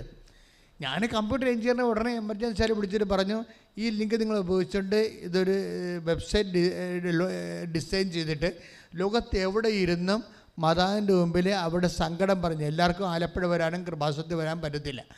ഒന്നാമത്തേലും മലയാളികൾ പകുതി മുക്കാൽ ഇപ്പോൾ പുറത്താണ്. അവരുടെ പള്ളിയുമില്ല, പട്ടക്കാരും ഇല്ലാത്ത ജീവിത സ്ഥലത്ത് ജീവിക്കുന്ന ആൾക്കാരുണ്ട്. ഫിൻലാൻഡിൽ വരെ മലയാളിയുണ്ട്, അവിടെ പള്ളിയില്ല. -60 അവിടെ മലയാളി ജീവിക്കണത്. ഒന്ന് ചിന്തിച്ച് നോക്കിയേ, -60 ജീവിക്കണത് ഫിൻലാൻഡിലെ. അപ്പം അവിടെ അങ്ങനെയുള്ള ആൾക്കാർക്ക് പ്രെയർ ചെയ്യാനും അവർക്ക് വേണ്ടിയാണ് ഈ ലേറ്റക്കാൻ്റെ പേർ റിക്വസ്റ്റ് അമ്മ തന്നത്. ഇപ്പം എല്ലാവരും അത് ഉപയോഗിക്കുന്നുണ്ട്. പക്ഷെ അന്ന് അതിനുള്ള ആൾക്കാർ എന്നോട് ചോദിക്കുമായിരുന്നു, അച്ഛ ഇങ്ങനെ ഏതെങ്കിലും ഫൂ കണ്ടെത്തിയിരുന്നുകൊണ്ട് ചുമ്മാ അവിടെ നിന്നുകൊണ്ടൊരു പേർ റിക്വസ്റ്റ് ഇട്ട് കഴിഞ്ഞാൽ എങ്ങനെ വർക്ക് ചെയ്യുമെന്ന്. അന്ന് അമ്മ എന്നോട് പറഞ്ഞത്, നിങ്ങളുടെ ആധ്യാത്മിക ആസ്തി എന്നാണത് അതിലേക്ക് ഷെയർ പോണത്. എന്ന് വെച്ചാൽ 1986 മുതലുള്ള പ്രവർത്തനങ്ങളുണ്ട്. അതെല്ലാം കഠിന പ്രവർത്തനങ്ങളാണ്, അല്ലാതെ കൊച്ചു പ്രവർത്തനങ്ങളൊന്നുമല്ല. കടലിൽ കൺവെൻഷൻ നടത്താൻ ആർക്ക് പറ്റുമെന്ന് ഇപ്പോഴത്തെ എനിക്ക് ചിന്തിച്ചൊരു, ഞാൻ ഈ കഴിഞ്ഞ മാസം കടലിൽ പോയായിരുന്നു വള്ളത്തിൽ. അപ്പോൾ എന്താ കടലിൽ കൺവെൻഷൻ നടത്തുക എന്ന് പറയുന്നത്, അത് 10 കൊല്ലം നടത്തി. ഈ വള്ളക്കാരെയും ബോട്ടുകാരെയൊക്കെ കടലിൽ പിടിച്ച് കൂട്ടിയിട്ട് അവിടെ നമ്മൾ ഓരോ കൊച്ചു വള്ളത്തെ പോയി അവിടെ കടലിലെ വള്ളങ്ങളെല്ലാം വെഞ്ചരിച്ച് വലിയ വള്ളത്തെ നമ്മൾ ഏണിയിട്ട് കയറി, അല്ലെങ്കിൽ അവിടെ നിന്ന് ടയർ കെട്ടിത്തരുന്നെങ്കിൽ ടയറെ പിടിച്ച് കയറി. അന്ന് ചെറുപ്പകാലമായിരുന്ന കാരണം അതൊക്കെ എനിക്ക് ചെയ്യണതിന് എൻ്റെ കുഴപ്പമില്ല. പക്ഷേ ഇന്ന് ഓർക്കുമ്പോൾ ചെയ്യാൻ പറ്റത്തില്ല. കാര്യം അല്പം തെറ്റിയാൽ നമ്മൾ കടലിൽ വീണാൽ അത് അത് ഒന്നാമത്തെ ഈ കടലിലെ തിരകൾ ഡിസംബർ മാസം അത് ചെയ്യണത് 1 മീറ്റർ എപ്പോഴും ഇങ്ങനെ പൊങ്ങി തന്നുകൊണ്ടിരിക്കും. അപ്പം നമ്മളിങ്ങനെ കയറുന്ന അനുസരിച്ചിട്ട് ചിലപ്പോൾ ഈ ടയറിൻ്റെ എണ്ണം കൂട്ടി വരേണ്ടി വരും. നല്ല കാറ്റുമായിരിക്കും. എന്നാലും ഈ കാറ്റും കടലിലും കയറി അവിടെ നിന്ന് അവിടെയുള്ള ആൾക്കാരെ കുമ്പസാരിപ്പിക്കും. അതിൻ്റെ അകത്ത് അന്ന് എന്താ വെച്ചാൽ എൻ്റെ തലയിൽ മുഴുവൻ അടിച്ച് കയറിയിരുന്ന സംഭവം, ഒരു മനുഷ്യൻ പോലും എല്ലാവരും വിശുദ്ധി ജീവിക്കണം. അപ്പോൾ അതിനു വേണ്ടി കർത്താവിന് വേണ്ടി ചെയ്ത ജോലിയാണ്. പക്ഷെ അതിനൊക്കെ നല്ല മാർക്ക് കിട്ടി എനിക്ക്. അല്ലെങ്കിൽ പിന്നെ ഇവിടെ നിങ്ങൾ ഇപ്പോഴും ഇരിക്കത്തില്ല. ഇവിടെ കേരളത്തിലെ നവീകരണ ഫീൽഡെല്ലാം തളർന്നില്ലേ, എനിക്കറിയാൻ പാടില്ലേ? ഇപ്പോഴും ഇവിടെ എന്തുകൊണ്ടാണ് ഇത്രയും ആറ്റിനടിക്ക് നഷ്ടപ്പെട്ടതുപോലെ നിരന്തര സാക്ഷ്യം പറയാൻ കാര്യം ആസ്തിഭദ്രതയാണ്. നല്ല കാലത്ത് കർത്താവിന് വേണ്ടി ആത്മാർത്ഥമായിട്ട് പ്രവർത്തിച്ചു. ഞാൻ അതാണ് നിങ്ങൾക്ക് തന്നിരിക്കണത്. അതുകൊണ്ട് നിങ്ങളും അച്ഛനെപ്പോലെ തന്നെയാണ് പ്രവർത്തിക്കേണ്ടത്. അല്ലാതെ ഉടമ്പടി എടുത്ത് അതിനെ ആക്കാനും വേണ്ടി വെക്കാനും ചേക്കാൻ വിചാരിച്ചുകൊണ്ട് എന്തെങ്കിലുമൊക്കെ ഒപ്പിച്ചുണ്ടാക്കരുത്. That is my point. ഞാനിത് പറയുന്നതിൻ്റെ കാര്യം ഞാൻ വലിയ ആനക്കാര്യം പണ്ട് ചെയ്തതെന്ന് പറയാനല്ല. നിങ്ങളിപ്പം ചെയ്യുന്ന കാര്യം വേഗത ഉണ്ടാകണം. വേഗത വെറുതെ ഉണ്ടാവത്തില്ല. അതെന്ത് ചെയ്യണം? വേഗത വേണമെന്നുണ്ടെങ്കിൽ ദൈവസ്നേഹം വേണം. അതാണ് ഞാൻ ആദ്യം പറഞ്ഞത്. സ്നേഹത്താൽ പ്രവർത്തന നിരതമായ ഗലാത്യർ 5:6 ടേക്ക് ഇതൊക്കെ ഇവിടെ ഒന്നിട്ട് വായിച്ചോ അത് ശ്രദ്ധിക്കട്ടെ. ഹല്ലേലൂയ ഹല്ലേലൂയ ഹല്ലേലൂയ ഹല്ലേലൂയ. ഗലാത്യ 5:6. ഇത് മറന്നു പോകരുത്. ഗലാത്യ 5:6. ഇത് അതിന്റെ ഒരു സ്നേഹത്തിലൂടെ പറഞ്ഞ് സ്നേഹത്തിലൂടെ പ്രവർത്തന നിരതമായ വിശ്വാസമാണ് സുപ്രധാനം. അപ്പോൾ നിങ്ങൾ ഓരോ വർക്ക് ചെയ്യുമ്പോഴേ അതിന് സ്പീഡ് ഉണ്ടാകണമെന്നതിൻ്റെ കാര്യം. സ്പീഡ് കുറയുന്നുണ്ടെങ്കിൽ അതിൻ്റെ അർത്ഥം സ്നേഹം കുറയുന്നുണ്ടെന്നാണ്. മനസ്സിലായില്ലേ? നിങ്ങൾ ഉടമ്പടി പ്രകാരമുള്ള വർക്ക്, ഇപ്പോൾ രോഗികളെ കാണുക, അല്ല തറവാട്ടിൽ പോയി. ഏറ്റവും ഞാൻ കണ്ടിട്ടുള്ളത്, ഞാൻ ഈ ഇടവക വികാരി ആയത് കാരണം കുടുംബങ്ങളിലാണല്ലോ ജീവിക്കണേ. ഇടവക വികാരിമാരെ എവിടെ ജീവിക്കണേ? മേടയിലൊന്നും അല്ല ജീവിക്കണത്. ഒരു മരിപ്പുണ്ടായാൽ തന്നെ ആ വീട്ടിൽ 3 പ്രാവശ്യം പോകും. എന്തെങ്കിലും ഇഷ്യൂ ഉണ്ടായാൽ ആ സ്നേഹ സമൂഹത്തിൽ പോയി അവിടെ താമസിക്കും. അത് പറഞ്ഞു തീർക്കണവരെ അവിടെ താമസിക്കും. ഇങ്ങനെ 10-30 കൊല്ലം ഇടവക ജീവിച്ചപ്പോൾ ഇടവകയുടെ എല്ലാ അലകും പിടിയൊക്കെ അറിയാം. അതുകൊണ്ട് തന്നെ അവിടെയെല്ലാം പ്രവർത്തിക്കുമ്പോൾ നമുക്ക് വരേണ്ട ഒരു വിഷയമെന്ന് പറയണത്, നമ്മൾ ചെയ്യുന്നത് എന്ത് ചെയ്യുന്നുവെന്നല്ല പ്രശ്നം, നിങ്ങളുടെ പ്രവർത്തനങ്ങൾക്ക് വേഗതയില്ല. ഇപ്പോൾ തറവാട്ടിലൊക്കെ നമ്മൾ ഈ വീട് വെഞ്ചരിക്കാൻ ചെല്ലുമ്പോഴൊക്കെ അവിടെയുള്ള നല്ല അപ്പന്മാരെയൊക്കെ അവർ കൊണ്ട് ചാർത്തിലാണ് പല വീട്ടിലും കിടത്തിയിരിക്കണത്. അവരൊന്നും മിണ്ടത്തില്ല. മിണ്ടിയിട്ട് കാര്യമില്ല. മിണ്ടിക്കഴിഞ്ഞാൽ പിന്നെ ഉള്ള പോലും വെച്ചതുപോലും കിട്ടത്തില്ല. അതുകൊണ്ട് മിണ്ടാതെ ഇങ്ങനെ കുറേ പ്രേതം കണക്ക് മനുഷ്യർ ചാർത്തുകളൊക്കെ. പണ്ട് ഇവർ അപ്പനാണെന്നാണ് പറയണത്. ഇവർ അപ്പനെന്ന് ഇപ്പോൾ വിളിക്കുന്നതാണെന്ന് അറിയത്തില്ല. പണ്ട് ഇവർ അപ്പൻ്റെ റോളിൽ വർക്ക് ചെയ്യുന്ന ആൾക്കാരാണ്. അപ്പോൾ ഇപ്പോൾ അവർക്ക് പൈസയുമില്ല, ആരോഗ്യമില്ല, ചുമയും കൊരയും തൂറും മുള്ളുമൊക്കെ ആയിക്കഴിഞ്ഞപ്പോൾ ഇവരെ ഒതുക്കി സൈഡ് ചെയ്തിരിക്കുകയാണ്. കാരണം അവരാരും പ്രധാന മുറികളിലോ ഒന്നുമില്ല എവിടെയെങ്കിലും. അവർക്ക് ചാർത്തില വാരത്തിലൊക്കെയാണ്. അപ്പം ഞാൻ ഒടുക്കത്തെ തന്നെ കൊടുക്കുന്ന ചാർത്തിലും വാരത്തിലുമാണ്. അവരപ്പനാണ് അവൻ്റെ. എന്നാൽ ചില വീടുകളിലൊക്കെ ചെല്ലുമ്പോൾ അപ്പന്മാർ എത്ര മോശമായാലും പ്രധാന മുറി തന്നെ വൃത്തിയായിട്ട് ഉടുപ്പിച്ച് കിടത്തിക്കണം ഞാൻ കണ്ടിട്ടുണ്ട്. എല്ലാവരും അങ്ങനെയാണെന്ന് ഞാൻ പറയണില്ല. പക്ഷേ എന്താ പ്രോബ്ലം എന്ന് വെച്ച് കഴിഞ്ഞാൽ, എൻ്റെ മക്കൾ ശ്രദ്ധിക്കണം. നിങ്ങൾ ഉടമ്പടി കാലത്ത് ദൈവത്തിന് ഒരു നാഷണൽ ഹൈവേ ഉണ്ടാക്കേണ്ടി വരും. ഈ പഞ്ചായത്ത് റോഡാണ് പല ആൾക്കാരും. അതിൻ്റെ മുഴുവൻ കുണ്ടും കുഴിയുമായിട്ട് കിടക്കുക. ദൈവത്തിന് വരാനുള്ളത് പല ആൾക്കാരും പഞ്ചായത്ത് റോഡിൽ കൂടിയാണ് വരണത്. എന്താ കാര്യം വെച്ച് കഴിഞ്ഞാൽ അതിൻ്റെ കുണ്ടും കുഴിയുമാണ് മുഴുവനും. ഒടിഞ്ഞും മടങ്ങിയും മിക്കവാറും വണ്ടി പകുതി പഴക്കമാകും അതിലൂടെ പോയി കഴിയുമ്പോൾ. ദൈവം വരത്തില്ല. അതായത് ദൈവത്തിനൊരു ദേശീയപാത ഒരുക്കണം ഉടമ്പടിയോട് കൂടി. നിങ്ങളുടെ എല്ലാ നിലപാടുകൾ, സമീപനങ്ങൾ, അപ്പനോടും അമ്മയോടും രോഗികളോടുമുള്ള നിലപാടുകൾ. ഇപ്പം നിങ്ങൾക്കൊരു കാര്യമല്ല, എനിക്ക് അച്ഛനായപ്പോൾ ഏറ്റവും വലിയ വെല്ലുവിളി ഉണ്ടായിരുന്നത് രോഗികൾക്ക് കുർബാന കൊടുക്കാനാണ്. കാര്യം വെച്ചാൽ ഞാൻ രോഗികൾക്ക് കുർബാന കൊടുത്ത് ഞാൻ ഛർദ്ദിച്ചിട്ടുണ്ട്. പക്ഷേ ഞാൻ നിവർത്തി കാര്യം എനിക്ക് പെട്ടെന്ന് ഈ കഫമില്ലേ, കഫം തിളക്കണ രോഗികളുണ്ടല്ലോ, 5-6 കൊല്ലമൊക്കെ കിടപ്പ് രോഗികളില്ലേ. അപ്പോൾ അവിടെ കഫം ഇങ്ങനെ ഇരുന്ന് തിളക്കും, പഴയ കഫമാകും.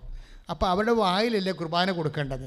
അപ്പോൾ അവരിങ്ങനെ കഫം ശ്വാസം എടുക്കുമ്പോൾ ഈ പഴയ പുകുട് കഫത്തിൻ്റെ മണം വന്ന് നമ്മുടെ മൂക്കിലടിക്കുമ്പോൾ നമ്മളിങ്ങനെ ഓക്കാനം വരികയും. അപ്പോൾ ഇത് പക്ഷേ നമുക്കൊന്നും ചെയ്യാൻ പറ്റത്തില്ല. അത് പൗരോഹിത്യത്തിൻ്റെ ഷെയറാണത്. അത് ക്രിസ്തുവാണെന്ന് പറയാൻ ക്രിസ്തുവിനറിയാം. ഇത് മിക്കവാറും ജനങ്ങൾ ഓർഫണാക്കപ്പെടാൻ സാധ്യതയുണ്ട്. അറിയാവുന്ന കൊണ്ട് അപ്പനായാലും അമ്മയായാലും രോഗിയായി കഴിഞ്ഞാൽ അവോയ്ഡ് ചെയ്യാനുള്ള സാധ്യതയുണ്ടെന്ന് അറിയാവുന്ന കാരണം ആരും അവോയ്ഡ് ചെയ്യണത് കർത്താവിന് ഇഷ്ടമില്ല. അതുകൊണ്ട് ഈശോ എന്താ പറഞ്ഞത്? ഞാൻ രോഗിയാണെന്ന് പറഞ്ഞു പഠിപ്പിച്ചു. അതാണ് സംഭവം. ഞാൻ രോഗിയായിരുന്നു. Take the word of God. ശ്രദ്ധിക്കട്ടെ. ഹല്ലേലൂയ ഹല്ലേലൂയ ഹല്ലേലൂയ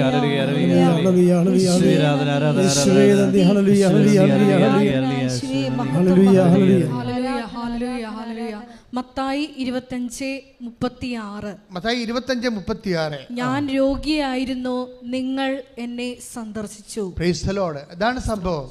അതായത് അപ്പനായാലും അമ്മയായാലും രോഗിയായി കഴിഞ്ഞാൽ അവോയ്ഡ് ചെയ്യുമെന്ന് ഈശോയ്ക്കറിയാം.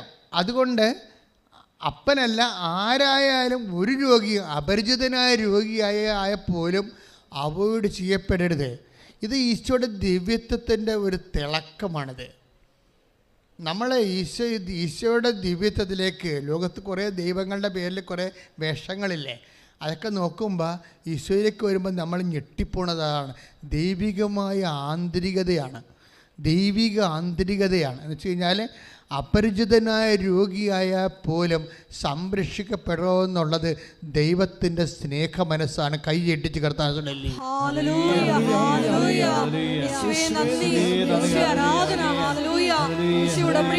ഞങ്ങൾക്ക് ഈശോയെ കണ്ടുകൊണ്ട് രോഗികളെ ശുശ്രൂഷിക്കാനുള്ള വലിയ കൃപ നൽകണമേ.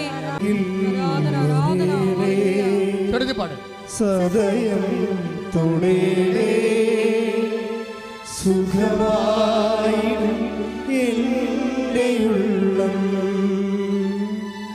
അരികിൽ വരേണേ സദയം തുടേ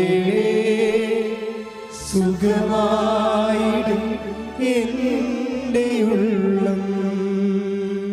പരിശുദ്ധ പരമ ദിവ്യകാരുണ്യത്തിന് ആരാധനയും സ്തുതിയും പുകഴ്ചയും ഉണ്ടായിരിക്കട്ടെ. ഞാൻ രോഗിയായിരുന്നു എന്ന് കണ്ടാൽ അപരിചിതനായ രോഗി ഗവൺമെൻറ് ആശുപത്രിയിൽ താമസിക്കുന്ന ആളായാലും ശരി, ഈശോ എന്താ പറയണത്? അത് ഞാനായിട്ടാണ് നീ കാണേണ്ടത്. അപ്പോൾ എന്നാ പറ്റും? നിനക്ക് എന്നോടുള്ള സ്നേഹമായിരിക്കണം ആ രോഗിയെ ചികിത്സിക്കാനുള്ള സ്പീഡ് നിശ്ചയിക്കേണ്ടത്. മനസ്സിലായി? സ്പീഡാണ് വിഷയം. നമ്മളുടെ പല കാര്യങ്ങളും താമസിക്കാൻ കാരണം നമ്മൾ ഉടമ്പടി പ്രവർത്തനങ്ങളിൽ സ്പീഡില്ലാത്ത കൊണ്ടാണ്.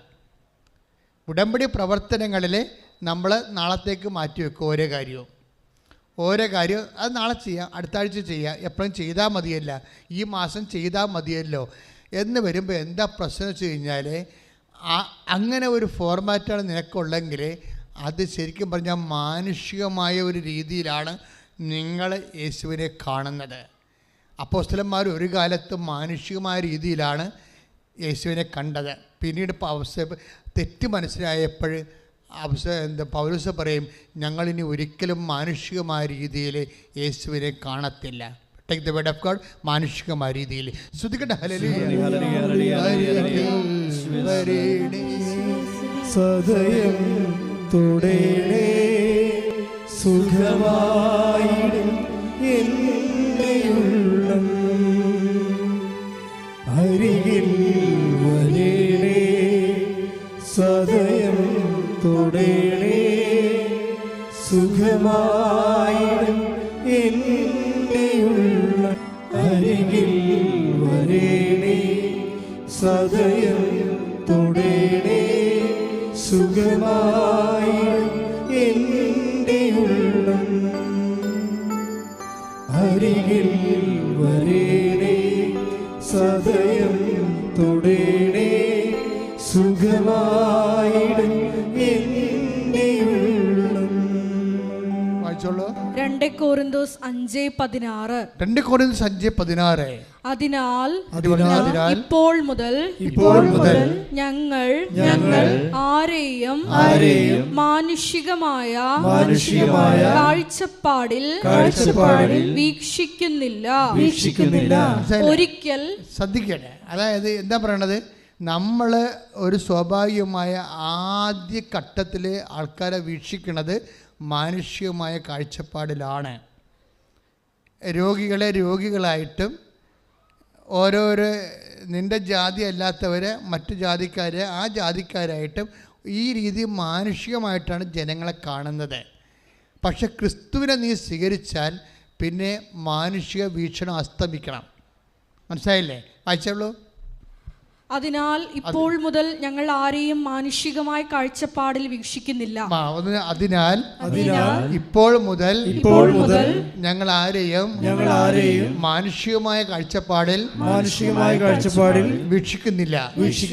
ഒരിക്കൽ ഞങ്ങൾ മാനുഷികമായ കാഴ്ചപ്പാടിൽ ക്രിസ്തുവിനെ വീക്ഷിച്ചിരുന്നെങ്കിലും ഇനി ഒരിക്കലും അങ്ങനെ ചെയ്യുകയില്ല. അതായത് ക്രിസ്തുവിനെ പോലും മാനുഷികമായ കാഴ്ചപ്പാടിൽ ഒരു കാലത്ത് സാവൂള് അയാൾ പൗലോസ് ആകും മുമ്പുള്ള കാര്യമാണ് പറയണത്. അങ്ങനെ വീക്ഷിച്ചിരുന്ന് അതിനുള്ള സാധ്യതയുണ്ട്. ഈ വീക്ഷണം പരികർമ്മം ചെയ്തിട്ടുണ്ടോ എന്ന് നോക്കണം. പരിവർത്തനം ചെയ്തിട്ടുണ്ടോ? നിങ്ങൾ ഒത്തിരിയേറെ പേര് ജോലി കർത്താവിന് വേണ്ടി ചെയ്യുന്നു, പക്ഷേ കാഴ്ചപ്പാട് നോക്കണം, കാഴ്ചപ്പാട് മാറിയിട്ടുണ്ടോ എന്ന് നോക്കണം.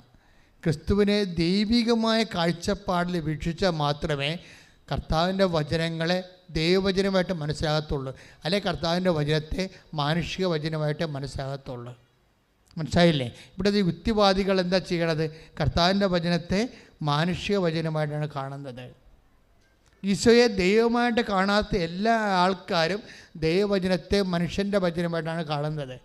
അപ്പോൾ എന്താ പ്രശ്നം വെച്ചാൽ, വചനത്തെ മനുഷ്യൻ്റെ വചനമായിട്ട് കണ്ടാലുള്ള കുഴപ്പം വെച്ചാൽ ആ വചനത്തിൻ്റെ റിട്ടേൺസേ ഉണ്ടാകത്തുള്ളൂ.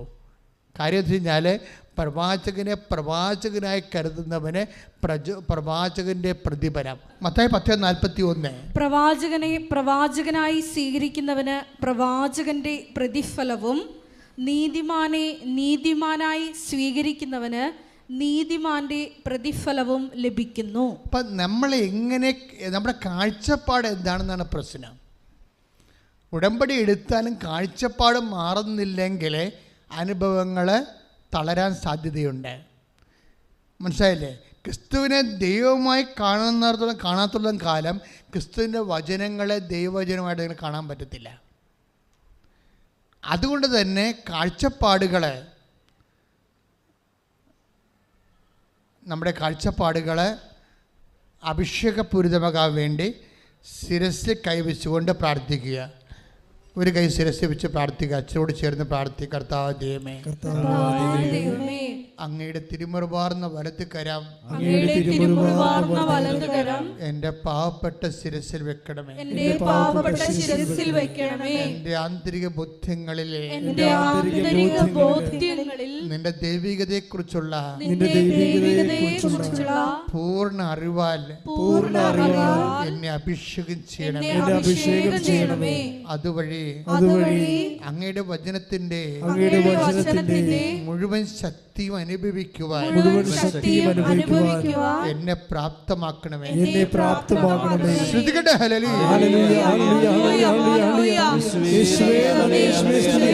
കാഴ്ചപ്പാടുകളെ സ്നേഹത്താൽ വീക്ഷിക്കുവാൻ അഭിഷേകം ചെയ്യണമേ. ഹല്ലേലൂയ, ഹല്ലേലൂയ, ഹല്ലേലൂയ.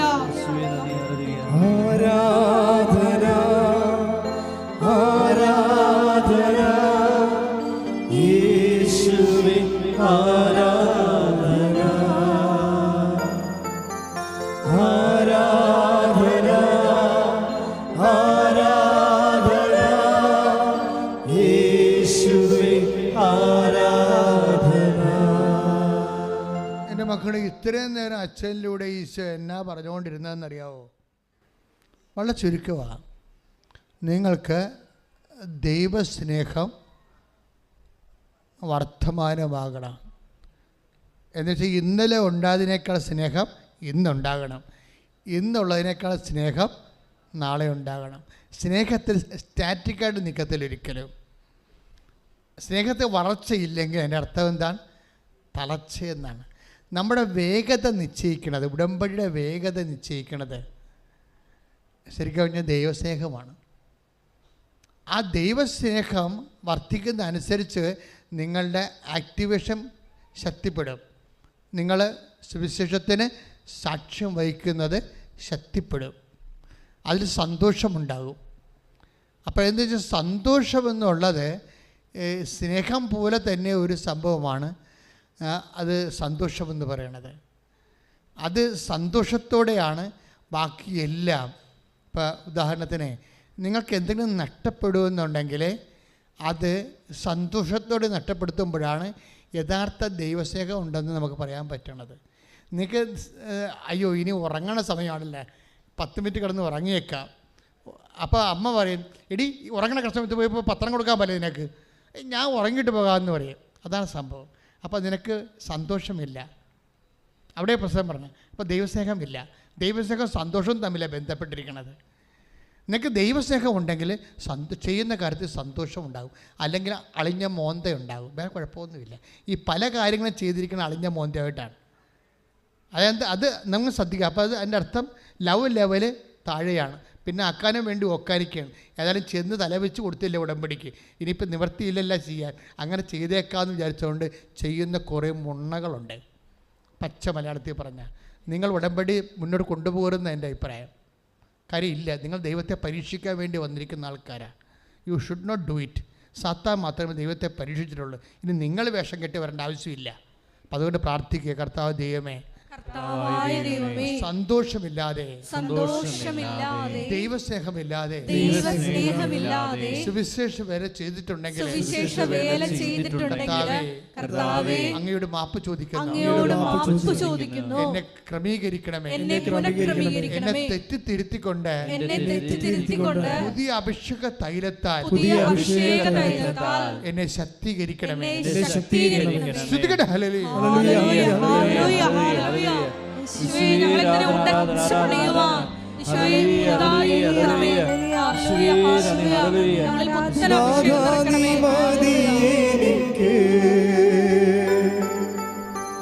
നിൻ കൃപ മതി എനിക്ക്, നാഥാ നീ മതി എനിക്ക്, നിൻ കൃപ മതി എനിക്ക്. ഈ മരുയാത്രയതിൽ തിരുകൃപ മതി എനിക്ക്. പരമദിവ്യകാരുണ്യത്തിന് ക്രിസ്തുവിനെ നിധിയായിട്ട് കാണാത്തോളം കാലം നിങ്ങൾക്ക് സന്തോഷം ഉണ്ടാകത്തില്ല. നിങ്ങൾക്ക് നേടിയ മറ്റു സമ്പത്തിനേക്കാളും വലിയ സമ്പത്താണ് ക്രിസ്തുവെന്നുള്ള ആന്തരികമായ ബോധ്യം വരാത്തോളം കാലം നിങ്ങൾക്ക് സന്തോഷം ഉണ്ടാകത്തില്ല. മത്തായി സുവിശേഷം 13:44. Take the word of God. ശ്രുതികട ഹല്ലേലൂയ. മത്തായി 13:44. മത്തായി 13:44. സ്വർഗരാജ്യം വയലിൽ ഒളിച്ചു വെച്ചിരിക്കുന്ന നിധിക്ക് തുല്യം. അത് കണ്ടെത്തുന്നവൻ അത് മറച്ചു വയ്ക്കുകയും സന്തോഷത്തോടെ പോയി തനിക്കുള്ളതെല്ലാം വിറ്റ് ആ വയൽ വാങ്ങുകയും ചെയ്യുന്നു. ഇതാണ് വിഷയം. അതായത് സ്വർഗരാജ്യം എന്നുള്ള അതിൽ ഈശോ തന്നെ പറഞ്ഞിട്ടുണ്ട്, ഞാനാണ് ദൈവരാജ്യം എന്ന് പറഞ്ഞിട്ടുണ്ട്. അപ്പം ക്രിസ്തു എന്ന് അവിടെ ചേർക്കേണ്ടത്. ഇപ്പോഴേ സ്വർഗരാജ്യം വയലിൽ ഒളിച്ചു വച്ചിരിക്കുന്ന നിധി പോലെയാണെന്ന് പറഞ്ഞാൽ സ്വർഗരാജ്യത്തിന് പകരം അവിടെ ഉപയോഗിക്കേണ്ട വാക്ക് ക്രിസ്തു എന്നാണ്. അപ്പോൾ ക്രിസ്തുവിനെ സംബന്ധിച്ചിടത്തോളം അതൊരു നിധിയായിട്ട് നമുക്ക് തോന്നണം. എല്ലാം തുടങ്ങണം അവിടെ നിന്നാണ് കേട്ടോ. ക്രിസ്തുവിനെ നിങ്ങൾക്കൊരു നിധിയായിട്ട് തോന്നണം. പക്ഷേ എങ്ങനെ തോന്നണം? നിങ്ങളുടെ മറ്റെല്ലാ സമ്പത്തിനേക്കാളും നിധിയായിട്ട് തോന്നണം. അവിടെ മാത്രമേ സന്തോഷം ഉണ്ടാകത്തുള്ളൂ. മനസ്സിലായില്ലേ? മറ്റെല്ലാ സമ്പത്തിനേക്കാളും നിങ്ങൾക്ക് ക്രിസ്തുവിനെ നിധിയായിട്ട് തോന്നണം. അപ്പോഴാണ് നിങ്ങളുടെ ഉറക്കമോ നിങ്ങളുടെ സമ്പത്തോ സന്തോഷത്തോടെ കൊടുക്കാൻ പറ്റത്തുള്ളൂ. അല്ലെങ്കിൽ ക്ലേശിച്ചും സങ്കടപ്പെട്ടും ഒക്കെ മ്ലാനമായിട്ടേ കൊടുക്കത്തുള്ളൂ. അതാണ് വിഷയം വരുന്നത്. അപ്പം നിങ്ങൾ എങ്ങനെയാണ് നിങ്ങളുടെ ജോലി ചെയ്യണം നോക്കണം.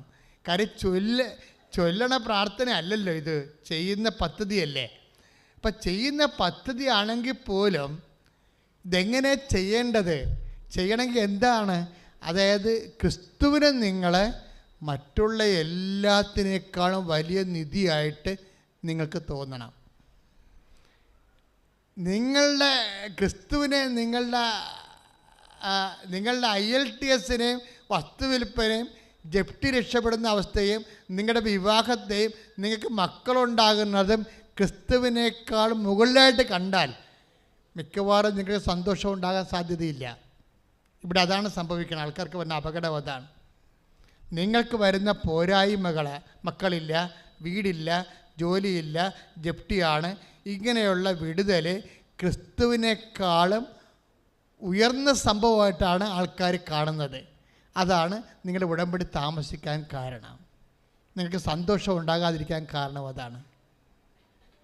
അപ്പം അതുകൊണ്ട് ഇത് ഭയങ്കര സീരിയസ് ആയിട്ട് നമ്മൾ ധ്യാനിക്കേണ്ട വിഷയമാണ്. നിങ്ങളുടെ ഉള്ളിൻ്റെ ഉള്ളിലെങ്കിലും നിങ്ങൾ ക്രിസ്തുവിനേക്കാൾ മേലായിട്ടാണ്. ഇപ്പോൾ 36 വർഷം നിങ്ങൾക്കറിയാം, ഈ അൾത്താറ എന്ന് പറയുന്നത് 55 വയസ്സുള്ള ആൾക്കാരെ കല്യാണം കഴിപ്പിക്കുന്ന അൾത്താറയാണ്. എത്ര സാക്ഷിയാണ് അങ്ങനെ വന്നിരിക്കുന്നത്. ഈ അൾത്താറ 55 വയസ്സുള്ള ആൾക്കാർ പ്രഗ്നൻ്റ് ആകണ അൾത്താറയാണ്, ഒറ്റ പ്രാർത്ഥന കൊണ്ട്. അതൊക്കെ നമ്മൾ ഈ ഉടമ്പടിക്ക് ശേഷമാണ് ഞാനിതൊക്കെ അറിയണത്. ഉടമ്പടിക്ക് മുമ്പ് എനിക്കൊരു ജീവിതം ഉണ്ടായിരുന്നു. കേരളം മുഴുവനും ഞാൻ ഏതാണ്ട് 107 കണ്ണൂർ തൊട്ട് ട്രിവാൻഡ്രം, ഇടുക്കി തൊട്ട് പുത്തൻതോപ്പ് വരെ 107 ജപമാല ധ്യാനം നടത്തിയിട്ടുള്ളത് 2002, 2004 കാലഘട്ടങ്ങളിൽ. അത്രയും തീക്ഷ്ണമായ കാലഘട്ടങ്ങളിലാണ് അമ്മ പ്രത്യക്ഷപ്പെട്ടത്. ഇവിടെ തന്നെയും 365 ദിവസം ജപമാല 2003 തൊട്ട് 2004 നടക്കുമായിരുന്നു. രാത്രിയും പകലും ഇടതളവില്ലാതെ അളമുറിയാതെ ജപമാല നടക്കുന്ന കാലഘട്ടമാണ്. ആ കാലഘട്ടത്തിലാണ് അമ്മ പ്രത്യക്ഷപ്പെട്ടത്. നമ്മുടെ പ്രാർത്ഥനയുടെ മൂർച്ച ഒരിക്കലും പ്രാർത്ഥന ദൈവത്തെ നിൻ്റെ കൺമുമ്പേ കണ്ടിട്ടില്ലെങ്കിൽ നിൻ്റെ പ്രാർത്ഥന ഇനി ഉയരാനുണ്ട്, വളരാനുണ്ടെന്ന് അതിൻ്റെ അർത്ഥം. കഴിഞ്ഞ ദിവസം അമലു ജനാർദ്ദൻ എന്നും പറഞ്ഞൊരു മോള് സാക്ഷ്യം പറഞ്ഞു, ഈട്ടിവെട്ട് സാക്ഷ്യം. നിങ്ങളെ സാക്ഷ്യം കേട്ടില്ലേ? നോക്കി നിൽക്കുമ്പോൾ ഈ സാധനങ്ങൾ ലക്ഷക്കണക്കിന് 1,10,000 ആൾക്കാർ ബീച്ച് ചെയ്തത്.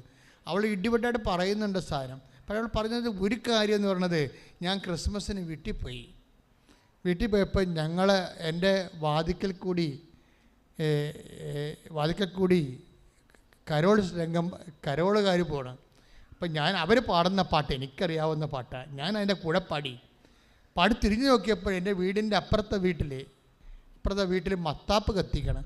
ഞാൻ മത്താപ്പ് നോക്കിയപ്പോഴുണ്ട് അവിടെ അമ്മ, സ്വർഗാരൂപിതയെ അമ്മയെ കണ്ട് ഞാൻ. അപ്പോൾ എനിക്ക് തോന്നി ചുമ്മാ എൻ്റെ മനസ്സിൻ്റെ ഹാലൂസിനേഷൻ ആയിരിക്കും. ആ കുട്ടി, അപ്പുറത്തെ വീട്ടിലെ കുട്ടി പിന്നെ ഒരു മത്താപ്പ്, ഒരു പൂക്കുറ്റി കൂടി കത്തിച്ച്, അത് ഞാൻ അതേ പൊസിഷനിലാണ് കത്തിച്ചത്. അപ്പം ഞാൻ നോക്കി, അമ്മ വീണ്ടും വന്നോ?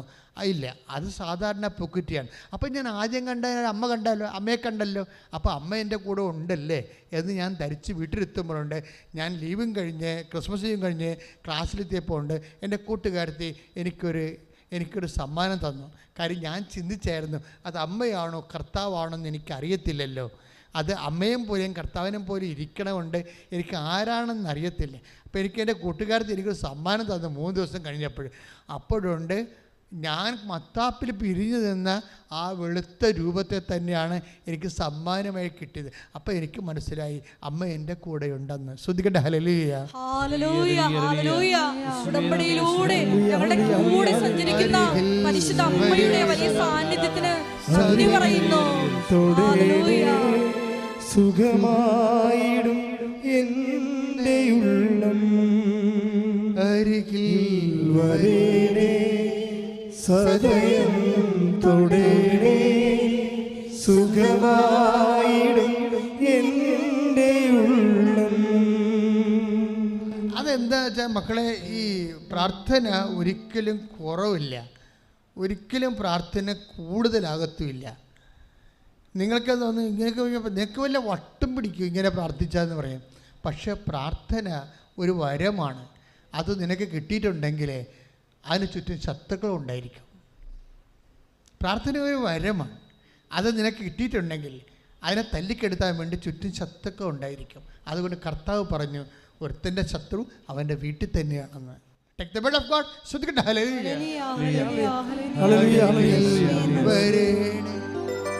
അരികിൽ വരേണേ, സദയം തൊടേണേ.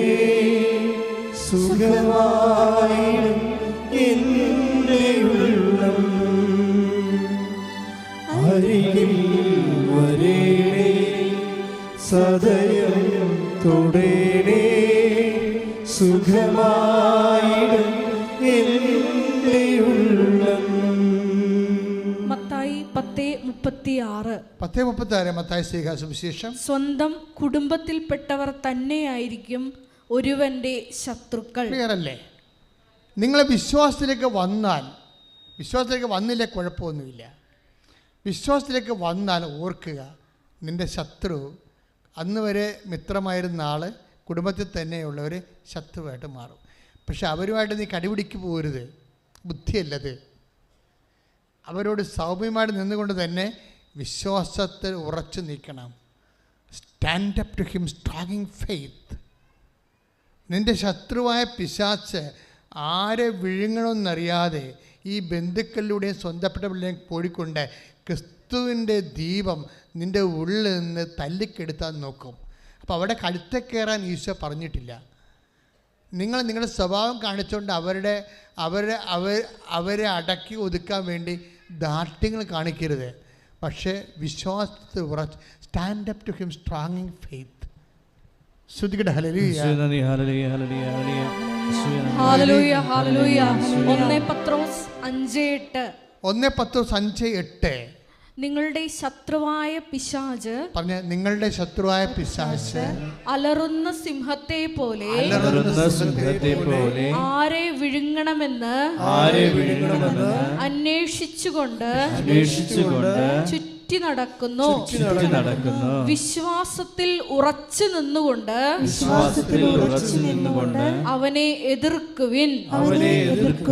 അപ്പോഴേ വിശ്വാസത്തിൽ ഉറച്ച് നിങ്ങൾക്ക് വിശ്വാസത്തിനെതിരെ ഒരു പ്രലോഭനമോ ഒരു പ്രത്യാക്രമണം ഉണ്ടാകുമ്പോഴേ അവരെ തിരിച്ചാക്രമിക്കുകയല്ല ചെയ്യണത്. നിങ്ങൾ വിശ്വാസത്തിൽ ഉറച്ചു നിൽക്കണം. പക്ഷേ വിശ്വാസത്തിൽ ഉറച്ചു നിൽക്കുന്നത് എങ്ങനെയാണ്? വിശ്വാസത്തിൽ ഉറച്ചു നിൽക്കുന്നത് വിശ്വാസത്തിന് തക്ക സ്നേഹനിർഭരമായ പ്രവൃത്തികൾ ചെയ്തുകൊണ്ടാണ്. മനസ്സിലായില്ലേ? അപ്പോസ്തലന്മാർ പോലും ഞെരുക്കത്തിൻ്റെ സമയത്ത് സഭയ്ക്ക് നൽകിയ ഉപദേശം എന്താണ്?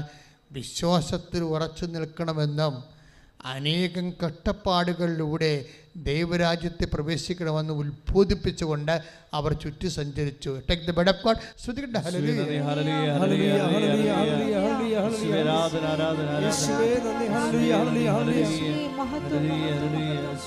വിശ്വാസത്തിനാൽ നീതിമാൻ ജീവിക്കും. വിശ്വാസിയെ പതരാതെ വിശ്വാസിയെ പതരാതെ പാടുക. വിശ്വാസത്തിനാൽ നീതിമാൻ ജീവിക്കും. വിശ്വാസിയെ പതരാതെ വിശ്വാസിയെ പതരാതെ വിശ്വാസിയെ പതരാതെ വിശ്വാസിയെ പതരാതെ വിശ്വാസിയെ പതരാതെ വിശ്വാസിയെ പതരാതെ വിശ്വാസത്തിനാൽ നീതിമാൻ ജീവിക്കും. വിശ്വാസിയെ പതരാതെ വിശ്വാസിയെ പതരാതെ. നടപടി പുസ്തകം 14:22. വിശ്വാസത്തിൽ നിലനിൽക്കണമെന്നും വിശ്വാസത്തിൽ നിരവധി പീഡനങ്ങളിലൂടെ ദൈവരാജ്യത്തിൽ പ്രവേശിക്കണമെന്നും ഉപദേശിച്ചുകൊണ്ട് ശിഷ്യരുടെ മനസ്സിനെ അവർ ശക്തിപ്പെടുത്തി. എപ്പോഴും ശ്രദ്ധിക്കേണ്ട ഇതാണ്, വിശ്വാസത്തിനെതിരായി എപ്പോഴും സ്വന്തം കുടുംബത്തിൽ തന്നെ ആക്രമണങ്ങളുണ്ടാകും. ആക്രമണം ഉണ്ടാകുമ്പോൾ എന്താ ചെയ്യേണ്ടത്? നമ്മൾ അവരെ പ്രത്യാക്രമണം ചെയ്യരുത്. പക്ഷെ നമ്മൾ നമ്മുടെ വിശ്വാസത്തിൽ ഉറച്ചു നിൽക്കണം. ചില സമയത്ത് കഷ്ടപ്പാടുകളുണ്ടാകും, ഞെരുക്കങ്ങളുണ്ടാകും. ചിലപ്പോൾ നമുക്ക് ജോലി തരാമെന്ന് പറഞ്ഞ ആൾക്കാർ നമ്മൾ വിശ്വാസത്തിലും പ്രാർത്ഥനയിലും ചൈതന്യത്തിൽ പോണ കാരണം വല്ല അലപരാധികൾക്കും ജോലി വാങ്ങിച്ചു കൊടുത്താലും നമുക്ക് തരത്തില്ല. നമ്മളെ ഒറ്റപ്പെടുത്തുകയും സൈഡ് ലൈൻ ചെയ്യുകയും ചെയ്യും. അപ്പോൾ ഓർക്കുക, ദൈവം നിന്നെ ഒറ്റപ്പെടുത്തിയില്ലെങ്കിൽ ഒരു മനുഷ്യൻ നിന്നെ ഒറ്റപ്പെടുത്താൻ പറ്റത്തില്ല. കൈയിടിച്ച് കർത്താവ്